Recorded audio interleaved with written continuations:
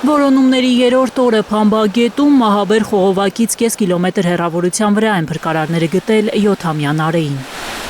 Առավոտյան 9:30-ին են նրան շնչացած մարմինը հանել գետից։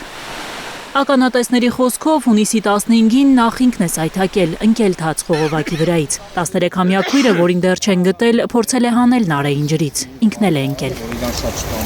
Մամա ջան օգնի, ողբերգության օրը բղավոցներ են լսել Վանաձորի 3-րդ մաս թաղամասում։ Այս երեխանց պատճառը մենք ենք, այս մեր թաղավորն է, մեր քաղաքապետարանը, մեր համայնքապետարանը, որ այս թակարդը մինչև հիմա այս 40 տարի վերընկած թողել ենք։ Սա մեր անտարբերության ու մեր անխելքության պատճառով է։ Խնդրում եմ քաղաքապետարանին, կազմակերպեք այս խողովակը սորա ցուցասրահից հանենք ռադանենք։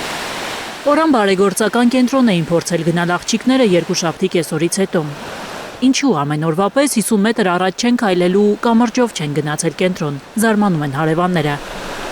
Կարծում են աղջնակները վախեցել են շներից, որոնք շատ են այդ կամրջի մոտ, ու ավելի անվտանգ են համարել իբրև կամրջակ ծառայող բարակ խողովակը հաղթահարելը։ Այնտեղ մի հատ տուն կա, այդտեղ էլ շատ շներ կան, երեխեքը վախում են, դաժե մենք մեծերս ենք վախում, որ այդ կամուրջով անցնենք։ Ստումա վախեցել են, դրա համար եկել են դրուբի վրով են անցնել։ Շատ կյանքեր է խլել Վանաձորի 3-րդ մաս թաղամասի այս խողովակը, պատմում են քաղաքում։ Այն դեռ խորհրդային միության տարիներից կա, երբ ռուս բանվորները հարևանությամբ կամուրջ էին կառուցում եւ խողովակի վրայով էին անցնում գետը։ Ինչու քաղաքային իշխանությունը այն չի հանել գետից, այդքան պատուհասած ողբերգություններից հետո էլ զայրանում են վանաձորցիները։ Էլ են երեխաներ ընկել, հղի կին անգել, մեծ մարդ անգել, մեծ կին անգել, մեկին էլ ալավերդի գտան, մահացողներ եղան։ Մի խոսքով այս առաջի դեպքը չի, որ այս խողովակի վրից գնում են գետը, խեղդվում են ու օրերով ընկած ջրահեղձեղած դիակ եք ման գալիս էլի։ Հիշում են, որ 90-ականներին 7 տարեկան մի տղա խողովակի վրայով անցնելիս ընկել էր գետը, խեղդվել Փամբակի ջրերում։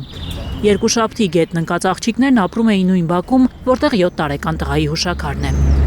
Այն այս երեխեն ոք այսպես ետքեն նույն այդ տրուբի պանգություն, այդ նույն երեխեն այդ նույն տրուբի հանցանքն է։ 5 երեխաներին մենակ էր մեծացնում մայրը, Արթիկի գյուղերից էին 2 տարի առաջ տեղափոխվել Վանաձոր, Վարձով էին ապրում։ Մի քանի տեղ էր աշխատում երեխաների հոգսերը հոգալու համար։ Երկուշաբթի, երբ անհետացել են աղջնակները, միայնակ մոր առաջին աշխատանքային օրն է եղել մի գործատուի մոտ։ Գանա Մովսիսյան, Անի Ղանդիլյան, Հայլուր։